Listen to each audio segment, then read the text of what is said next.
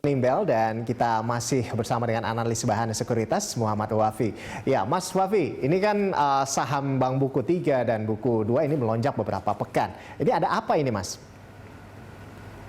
Kalau kita lihat sebenarnya lebih kepada sentimen dari merger dan akuisisi untuk ke arah bank digital ya. Jadi itu kemudian sentimen yang kemudian membawa bank buku 2 dan terutama buku 3 itu mengalami kenaikan lebih ke arah sentimen. Walaupun kalau kita lihat perkembangannya kan sebenarnya itu belum tentu juga ya. Kalau kita lihat ada beberapa bank yang lebih kecil di buku 2 mengalami kenaikan signifikan, habis itu sehari setelahnya kemudian kena suspend oleh bursa efek gitu kan, karena lebih ke arah isu. Jadi ini lebih kepada sentimen saja, dan sebenarnya kalau kita lihat kan sudah mulai ada aksi profit taking nih untuk bank-bank buku 2 dan buku 3. Jadi saya melihat pola-pola pergerakan investor dan trader juga ini sepertinya sudah mulai sedikit demi sedikit melakukan switching untuk kembali lagi ke saham-saham bank buku 4. Secara keseluruhan sih seperti itu. Baik, lalu ada apa? Apakah ada rekomendasi untuk Bank Buku 2 atau 3, Mas? Iya, untuk bank buku 2 dan bank buku 3 memang rekomendasinya memang lebih ke arah trading jangka pendek ya untuk saat ini ya.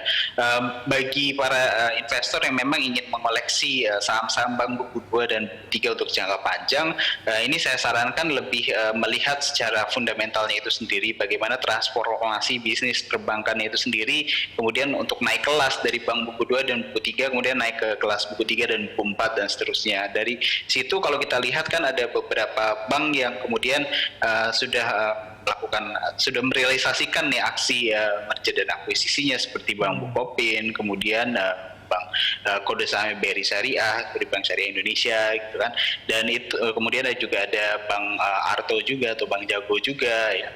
Kalau kita lihat itu bisa menjadi salah satu pilihan alternatif ya bagi para investor yang memang masih ingin memilih Bank Buku 2 dan Buku 3. Namun itu juga tidak menutup kemungkinan bahwa investor kemudian untuk masuk ke Bank Buku 4 ya, karena kalau kita lihat Bank Buku 4 juga sentimennya juga masih, momentumnya terutama itu masih cukup positif ya, seperti yang saya katakan tadi, bentar lagi kita masuk ke momen dividen juga, pembagian dividen. Jadi itu akan menjadi momentum bagi harga sahamnya kemudian mulai mengalami kenaikan, seperti BCA, Mandiri, BNI, kemudian bank yang lebih kecil walaupun diisukan tidak membagikan dividen tahun ini, tapi kan ada rencana right issue juga seperti BTN ya, itu juga menjadi cukup positif juga tahun ini. Jadi perlu dipikirkan ya transformasi Bank Buku 2 dan 3 menjadi 3 dan 4 begitu, Mas ya. Nah, selanjutnya bagaimana dengan sektor konstruksi? Nah, sepertinya kan pergerakannya sangat terbatas ini, Mas.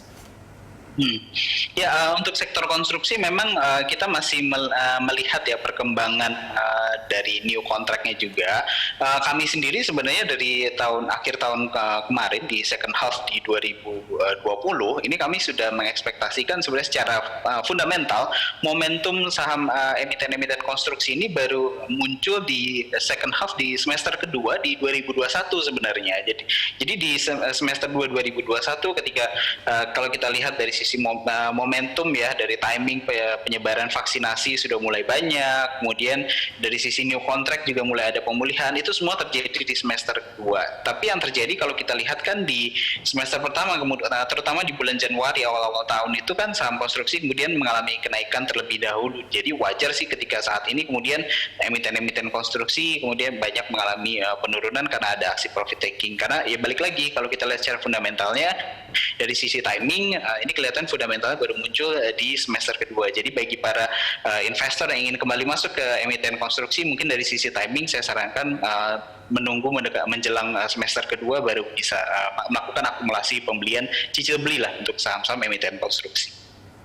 Baik, Mas Wafi. Selanjutnya insentif relaksasi kendaraan dan perumahan resmi diberlakukan nih, Mas ya. Nah, rekomendasi Anda untuk sektor otomotif dan properti ini apa aja nih, Mas?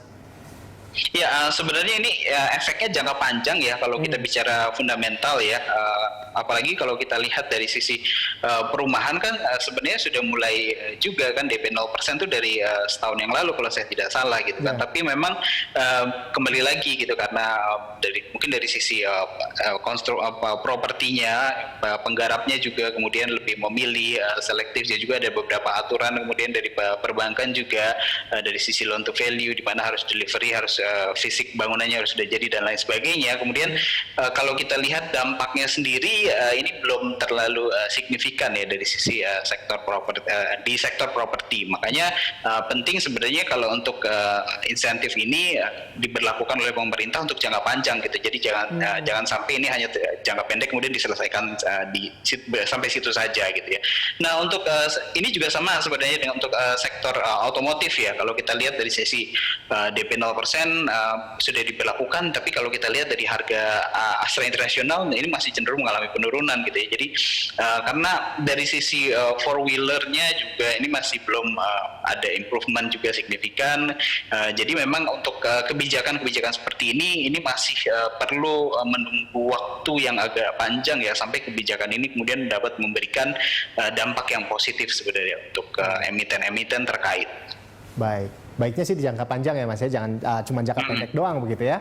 Baik, nah selanjutnya ini ya Mas Wafi, potensi emiten komoditas di tengah harga komoditas yang mengalami kenaikan ini gimana Mas? Ya, ini cukup positif ya, karena kalau kita lihat kan sebenarnya saham-saham emiten komoditas ini kan sensitif sekali gitu dengan harga komoditasnya. Jadi saya melihat pergerakan harga komoditas ini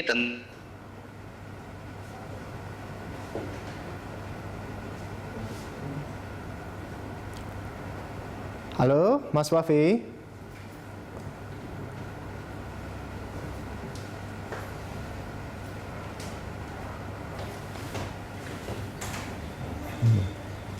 Mas